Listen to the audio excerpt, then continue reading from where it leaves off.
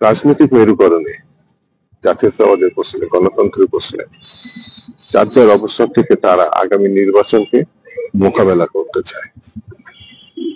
একটি স্বাধীনতা বিরোধী রাজনৈতিক দল হিসেবে যারা সিলমারা যুক্ত, সেটি ৭১-এ যারা পাকিস্তানের পক্ষ অবলম্বন করছে ওইরকম একটি রাজনৈতিক দল।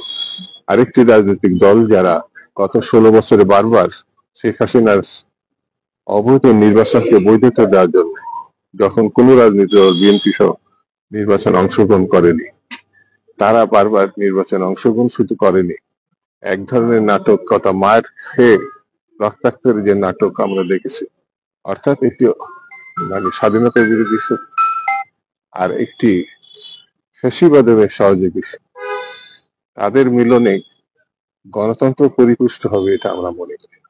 বরঞ্চ যারা গণতান্ত্রিক ধারায় আছে তারা নিষ্কলুষ হবে, তারা পরিশুদ্ধ হবে, তারা এগিয়ে যেতে পারবে। তো মেরুকরণ যাই হোক, জনগণ সেটিকে অনুমোদন করবে, যেভাবে অনুমোদন করবে আমরা মনে করি সেটাই হবে গণতান্ত্রিক।